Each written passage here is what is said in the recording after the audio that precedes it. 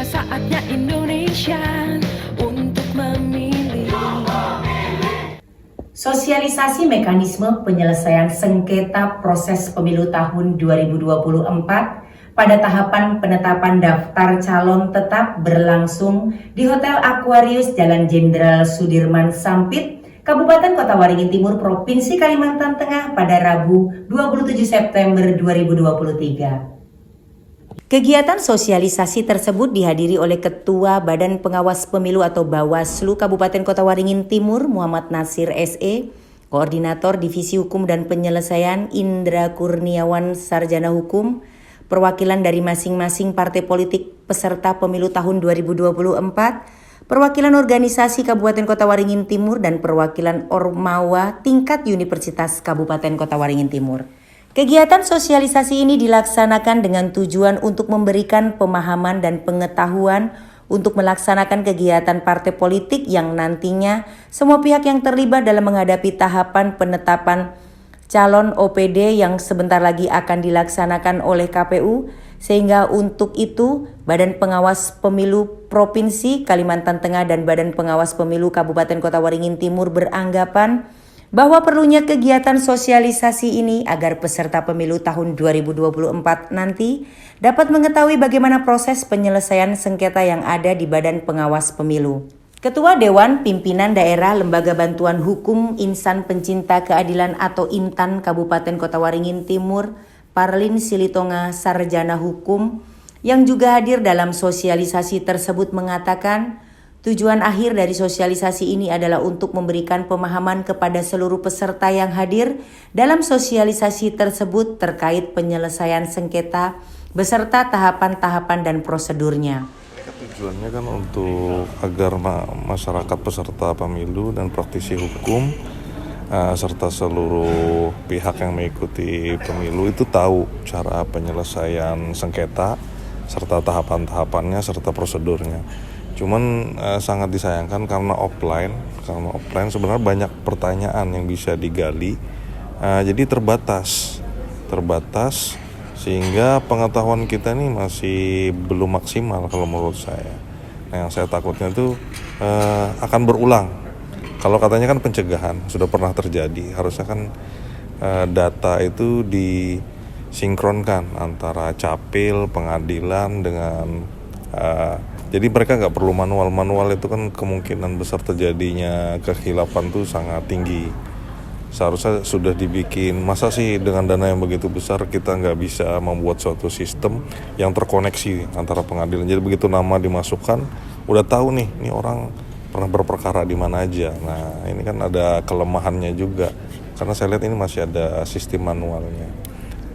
Selain itu, Muhammad Natsir SE sebagai Ketua Badan Pengawas Pemilu atau Bawaslu Kabupaten Kota Waringin Timur juga menjelaskan terkait pelanggaran pemasangan baliho atau spanduk promosi calon legislatif atau bakal calon legislatif yang telah tersebar di mana-mana sebelum masa kampanye dimulai. Partai peserta pemilu yang sudah ditetapkan oleh KPU RI itu dibolehkan untuk sosialisasi gitu kan. Nah, cuman sosialisasi ini dia syaratnya terbatas atau limited gitu kan. Pertama, dia boleh sosialisasi dengan memasang bendera-bendera di tempat yang memang diperbolehkan oleh pemerintah daerah gitu kan. Yang ada tanda gambar atau logo dan nomor urut partainya, itu boleh. Yang kedua adalah pertemuan terbatas. Pertemuan terbatas itu dia wajib nanti izinnya kan ke kepolisian gitu kan untuk pendidikan politik. Kemudian itu pemberitahuan kepada KPU dan ditembuskan kepada Bawaslu. Nah, itu yang konteks yang diperbolehkan. Namun untuk konteks lagi ada lagi di pasal 79, karena ayat 1 itu kan mengatur tentang tadi yang dibolehkan, ayat 2 juga dibolehkan kan yang kegiatan tadi kan. Kemudian di pasal 5-nya ayat huruf A, B, C itu, nah itu mengatur ada konteks aspek dalam hal dilarang untuk memuat unsur citra diri. Nah, saya kembali ke definisi kampanye gitu kan. Kampanye adalah penyampaian visi misi, program dan atau citra diri. Nah, ini kan citra diri kan definisinya kan masih abstrak di undang-undang itu kan. Kemudian diterjemahkan di undang-undang di bawahnya melalui peraturan KPU nomor 15 tahun 2003 di pasal 79 ayat 5 itu kan.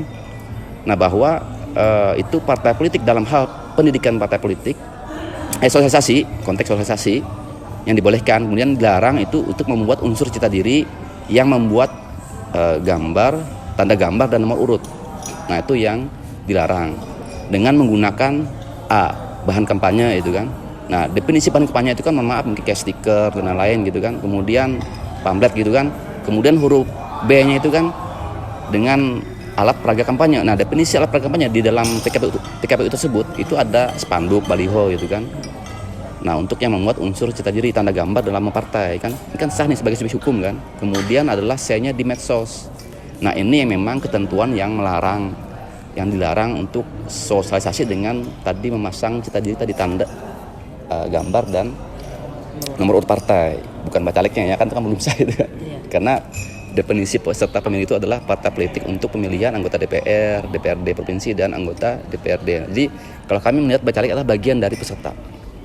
Kalaupun nanti dia memenuhi unsur sebagai subjek hukum itu ketika dia disahkan sebagai daftar calon tetap anggota DPRD khususnya voting gitu kan oleh KPU. Nah, itu baru sah dia merupakan peserta pemilu. Artinya dia secara kumulatif partai politik dan bagian yang anggota DPRD itu dia sah secara kumulatif itu sebagai subjek hukum.